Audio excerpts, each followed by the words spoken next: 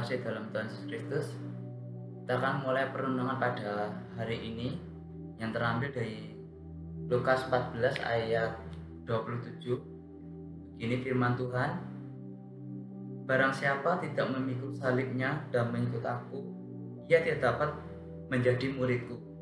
Nah, ini syarat untuk menjadi murid Tuhan, yaitu memikul salibnya. Memikul salib di sini itu berarti menyangkal diri kita. Nah, manusia mempunyai kecenderungan untuk mengingini keinginan daging, mengikuti keinginan daging, karena manusia itu sudah berdosa dan keinginannya itu adalah menuruti keinginan daging. Nah, perbuatan daging itu nyata apa saja keinginan daging itu. Kita akan baca di Galatia 5 ayat 19. Di sini Rasul Paulus sudah menjelaskan apa saja itu perbuatan daging. Jadi perbuatan daging telah nyata. Saya baca di ayat 19, perbuatan daging telah nyata, yaitu percabulan, kecemaran, hawa nafsu, penyembahan berhala, sihir, perseteruan, perselisihan, iri hati, amarah, kepentingan diri sendiri, percideraan, roh pemecah, kedengkian, kemabukan, pesta pora, dan sebagainya.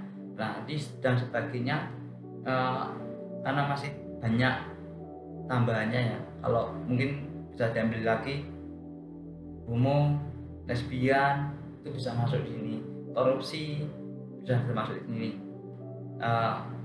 Pokoknya yang berkaitan dengan mungkin keinginan bertentangan dengan firman Tuhan, terus kemudian mementingkan diri sendiri, dan korupsi itu masuk untuk mementingkan diri sendiri, hawa nafsu, serakah.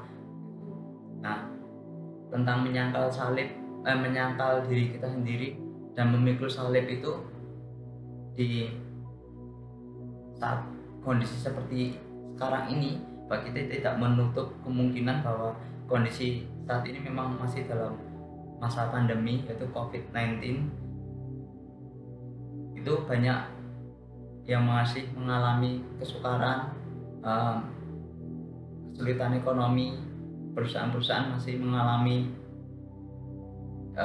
omset yang banyak menurun. Kita tidak menutup mata tentang hal itu, tapi sebagai kita anak Tuhan, kita tentang memikul salib di tengah kondisi seperti ini, kita jangan menuruti ingin daging seperti apa yang Rasul Paulus tuliskan, yaitu di Galatia 5 ayat 19 tadi yang sudah dibacakan itu dan sebagainya. Kita jangan mengambil keuntungan pada waktu masa pandemi yang sulit seperti ini. Kan sebagai salah satu contohnya kita tentang murid Kristus, yaitu memikul salib ya, yaitu kita menyangkal diri kita dan menuruti kehendak Kristus, apa yang firman Tuhan katakan gitu. Kita tidak berkompromi dengan dosa. Tentang mungkin ada bantuan, contoh tentang bantuan ya, kalau ada bantuan tentang COVID-19 ini, kita sebagai anak Tuhan, kita janganlah memasukkan data supaya kita mendapat bantuan, yaitu langkah kita untuk salah satu contohnya ya, langkah kita sebagai anak Tuhan tidak memasukkan data atau tidak menipu diri kita supaya kita mendapat bantuan. Mungkin kalau orang-orang lain yang tidak mengenal Tuhan Yesus Kristus bisa melakukan gitu, tapi kita anak-anak Tuhan, kita memikul salib, kita bisa mengatakan apa adanya. Kalau kita memang butuh, kita tuliskan. Kalau kita mendapat, puji Tuhan. Kalau nggak dapat tentang bantuan itu, ya puji Tuhan, karena ada orang lain lebih membutuhkan. Itu salah satu contoh tentang bantuan. Kalau di tempat di dunia kerja, mungkin karena kantor mengalami pemasukan yang turun drastis, kemudian perusahaan mungkin hampir tutup atau mengalami keuangan yang parah, mungkin kantor terlibat utang dan ada yang menagih. Sebagai contoh, kalau mungkin kantor terlibat utang dan ada orang yang menagih ke kantor kita anak Tuhan, bagi kita murid Kristus, kita memikul salib Kristus, kita tidak menuruti daging kita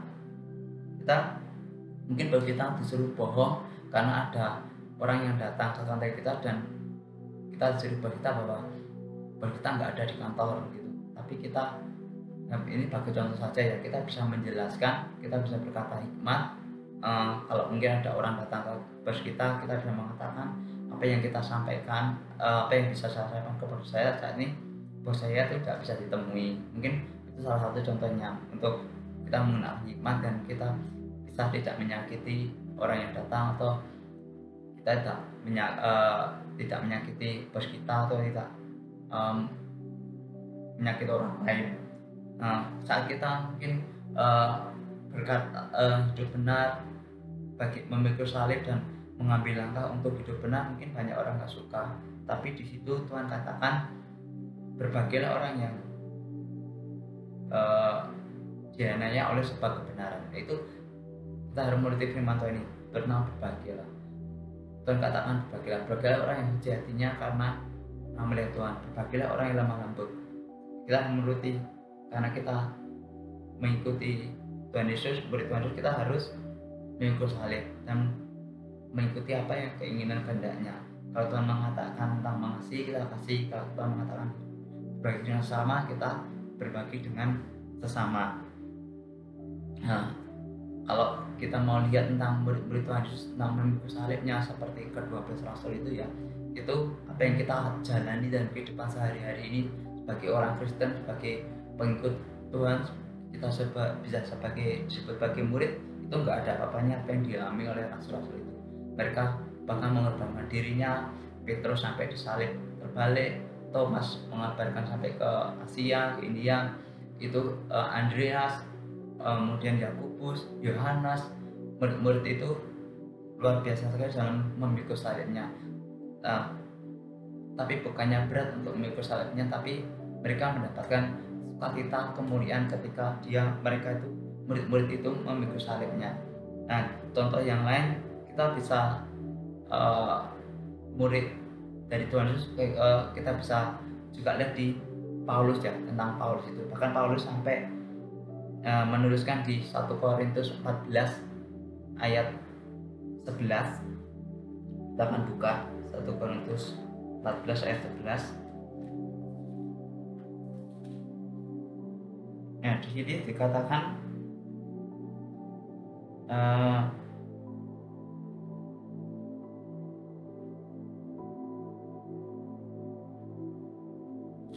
maaf, 1 Korintus 4 ayat 11.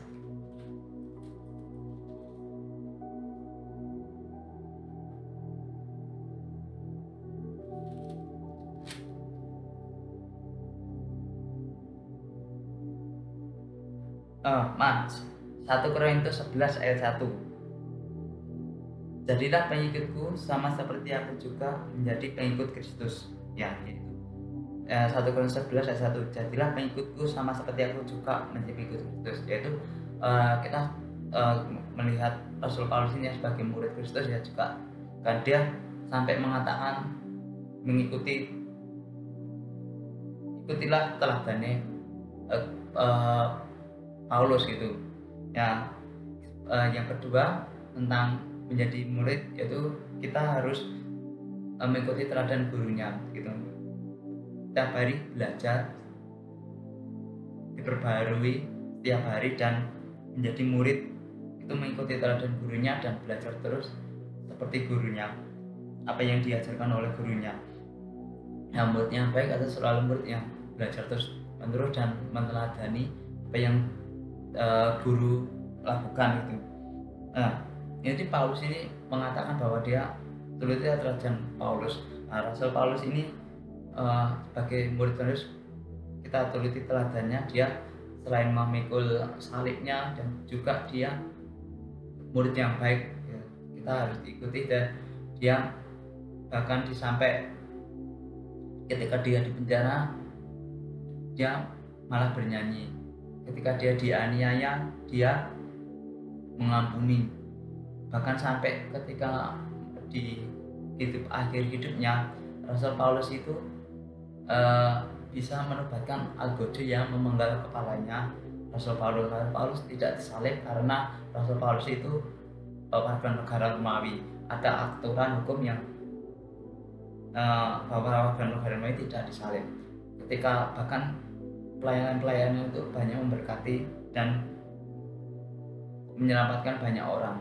Ketika dia keras terhadap dosa tapi lembut terhadap manusia, terhadap jiwa-jiwa, itu dia sangat mengasihi. Kalau berkata tentang mengasihi, Paulus ini berkata tentang tahan penderitaan sebagai murid. Kita bisa mencontoh salah satu, yaitu dari Rasul Paulus ini.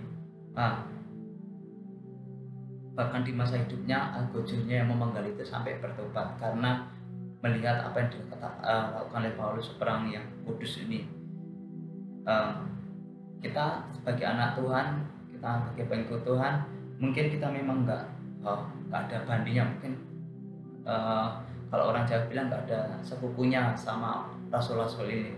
Nah, apa yang kita jalani dalam kehidupan sehari-harinya dalam mengikuti Kristus semasa hidup kita, baik kita mengikuti kehendak Tuhan, jangan berkompromi dengan dosa dan jangan mengkorting kehidupan kita. Jangan mengurangi. Kita sudah nggak ada apa-apanya dari Rasul Paulus, tapi janganlah kita mengurangi menjadi murid yang baik ini. Mungkin jangan mengkorting untuk nggak baca firman Tuhan, jangan mengkorting untuk nggak berdoa, jangan mengkorting untuk mungkin nggak datang ibadah, jangan mengkorting untuk bisa mengampuni, jangan mengkorting untuk nggak melayani Tuhan. Tapi kita menjadi murid yang sekarang ini, mari ya kita datang kepada Tuhan, kita baca firman Tuhan, kita melayani Tuhan, kita datang ibadah, kita berdoa.